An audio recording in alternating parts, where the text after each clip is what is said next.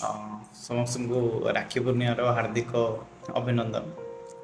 ସମସ୍ତଙ୍କ ଭଳିଆ ମୋର ବି ସୌଭାଗ୍ୟବଶତଃ ଦୁଇଟା ଭଉଣୀ ଅଛନ୍ତି। ତେଣୁ ମୋର ମନେ ପଡ଼େ ମୁଁ ଯେତେବେଳେ ଛୋଟିଆଟେ ହେଇଥାଏ ପିଲାବେଳେ, ବୋଉ ମୋତେ କହେ ଯେ ବଡ଼ ହେଲା ପରେ ବୋଉ କହେ, କ'ଣ ଛୋଟ ପିଲାବେଳେ ମୁଁ କ'ଣ ଜାଣୁଥିଲି ନା କ'ଣ କହିଦେଲେ ଜାଣିଥାନ୍ତି। ବୋଉ ମୋତେ ଶୁଆଇ ଦେଇକି ଯାଇଥାଏ। ତ ମୁଁ ସାନ ଭଉଣୀ କ'ଣ କରେ ନା, ଛୋଟିଆଟା ଯେମିତି ଶୋଇଥାଏ, ତ ସାନ ଭଉଣୀ କ'ଣ କରେ, ଏକ ଅ କହ, ଏକ ଆ କହ, ଏ ହର୍ଷ ଏ କହ, ଏ ଦୀର୍ଘ ଏ କହ, ଏମିତି କହିକି ବାଡ଼ାଏ। ତାପରେ ଗଣ୍ଡଗୋଳ ତାର ମୋର ଏମିତି ନାହିଁ। ତାପରେ ଧୀରେ ଧୀରେ ବଡ଼ ହେଲି। ବଡ଼ର ମୋର ପ୍ରବଳ ଗଣ୍ଡଗୋଳ ଲାଗୁ, ମାନେ ଏବେ ସୁଦ୍ଧା ବି ସେମାନେ ବାହା ସାହା ହେଇସାରିଲେଣି, ଗଣ୍ଡଗୋଳ ଲାଗୁ। ଚାହୁଁ ଚାହୁଁ ସେ ସମୟରେ କେତେ ମାଡ଼ପିଟି ହେଇଛୁ। ମାନେ ସେମାନେ ଦୁଇ ଜଣ ମୁଁ ମିଶିକି ଗୋଟେ WWE ଫାଇଟ୍ କଲା ଭଳିଆ ଫାଇଟିଂ ଚାଲିଥିଲା ଆମର।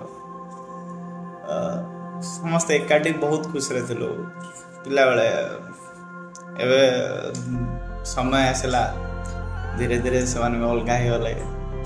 ଆଉ ଏମିତି ଏତେ ବି ସମସ୍ତେ କର୍ମଜଞ୍ଜାଳରେ ରହିଲେ, ଏତେ ବି ସମୟ ହେଉନି ସମସ୍ତଙ୍କୁ। ସେମାନେ ବାହାସାହା ହେଇଗଲେ, ବହୁତ ଖୁସିରେ ଅଛନ୍ତି। ମୁଁ ବି ମୋ କର୍ମ ବାଟରେ ଦୁଃଖେ କଷ୍ଟେ ଚାଲିଛି। ସେ ପିଲାବେଳ କଥା ଆଜି ସକାଳୁ ମୋର ମନେ ପଡ଼ୁଥିଲା। କେତେ ଗଣ୍ଡଗୋଳ ହେଉଥିଲୁ, କେତେ ମାରପିଟ ହେଉଥିଲୁ।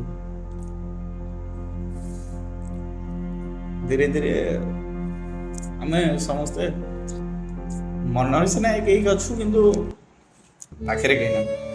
ସେଇଟା ଦୁଃଖ ଲାଗିବ ସବୁବେଳେ।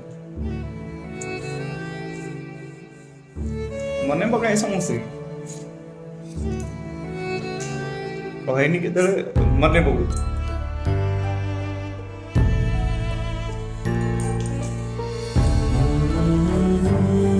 କିନ୍ତୁ ଆଜି ବି ସେଇ ଝଗଡ଼ାଝାଟି ଚାଲିଛି।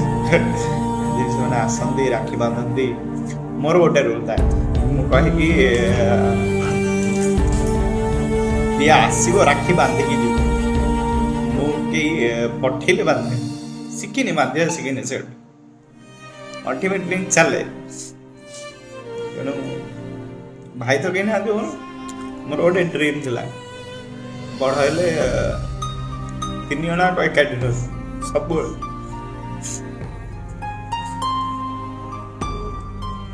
ଲୁହ ପଳେଇ ଆସି ସବୁବେଳେ। ମୋତେ ଯେତେବେଳେ ହଷ୍ଟେଲ ଛଡ଼ା ଯାଇଥିଲା, ସେତେବେଳେ ବି ଭାବୁଥିଲି କେତେ ଆମେ ମିଶିକି ଥିଲୁ, 5 ଜଣ ପୁରା ଗୋଟେ ହେଇଥିଲୁ, ସବୁବେଳେ ଗଣ୍ଡଗୋଳ ଲାଗୁ।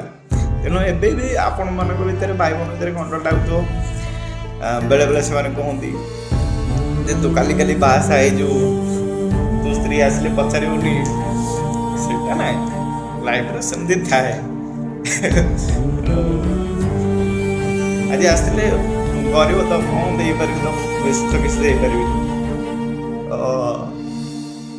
ଏଠି ଆସି ସାନ ଏଇଠି ଅଛି, ବଡ଼ ଏଇଠି ଅଛି, ବାହାସାହା ହେଇକି ତାଙ୍କର ପିଲା ଛୁଆ ହେଇସାରିଲେଣି। ବଡ଼ର ପୁଅ ବଡ଼ର ଝିଅଟେ ହେଇଛି। ସେମାନେ ବି ବଡ଼ ହେଇଗଲେଣି, ସେମାନେ ବି ବହୁତ। ସେମାନେ ଏଇଠି ବଡ଼ର ଝିଅ, ଇଏ ବଡ଼ର ପୁଅ, ସମସ୍ତେ ଏଇଠି ଠିଆ ହେଇଛନ୍ତି। ତ ଆସିଥିଲେ, ମୁଁ ଆଜି କ'ଣ କହିବି, ମୋ ମନର ଫିଲିଙ୍ଗସଟାକୁ ତାଙ୍କୁ ଆଜି କହିଦେଲି। ଏମିତି ନାହିଁ, ଆମେ ସବୁବେଳେ ସେମିତି ଏକାଠି ହେଇକି ଥିବା, ମିଳିମିଶିକି। ସବୁବେଳେ ଝଗଡ଼ା ଲାଗୁ, ଝଗଡ଼ା ଲାଗୁ ଯେ ଆମ ଭିତରେ ଯେତେବେଳେ ଯାହା ଆସେ, ସେତେବେଳେ ଆମେ ଯେତେବେଳେ ପ୍ରୋବ୍ଲେମ୍ ଆସେ, ଆମେ ସମସ୍ତେ ମିଶିକି ଏକାଠି ଲଢ଼ୁ। ପୁରୀରେ ଏମିତି 2 ବର୍ଷ ତଳେ ଗୋଟେ ରାକ୍ଷୀ ପୂର୍ଣ୍ଣିମାରେ ଗୋଟେ ଘଟଣା ହେଇଥିଲା। ସେ କ'ଣ ହେଇଥିଲା, ଗୋଟେ ଅଟୋଟେ ଆସିକି ଆମ କାରୁ ବାଡ଼େଇ ଦେଇଥିଲା। ସେ କ'ଣ ହେଲା, ମୁଁ ଏଠି ବସିଥିଲି, ମୁଁ ଏଠି ବସିଥାଏ, ଏମାନେ ମିଶିକି ସବୁ ଫାଇଟ୍ କରିଥାନ୍ତି, ମୁଁ ଫାଇଟ୍ କରିନଥାଏ, ଏମାନେ ଫାଇଟ୍ କରିଥାନ୍ତି। ସିଏ ଯେତେବେଳେ ଲୋକଟା ଚଢ଼ିଲା, ମୁଁ ଗଲି ତାପରେ। ମାନେ ଇଏ କ'ଣ କଲା, ସେ ତା ଚାବି ନେଇକି ଫୋପାଡ଼ି ଦେଇଛି। ଇଏ ତା ସହିତ ଲଢ଼ୁଛି। ସିଏ ଯେତେବେଳେ ଦେଖିଲା ଲେଡ଼ିଜ୍ ଗୁଡ଼ା କିଛି କହୁନାହାନ୍ତି, ମାନେ ମୁଁ ଯେତେବେଳେ ଗଲି ତାପରେ।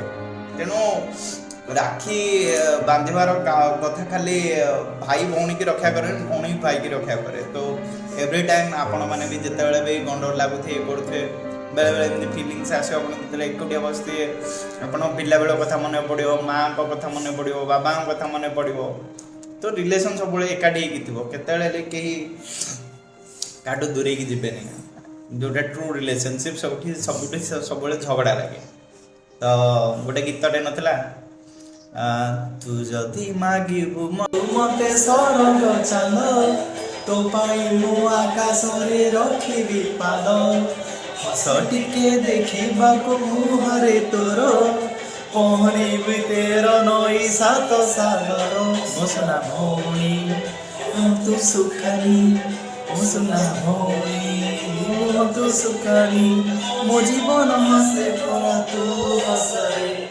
ओ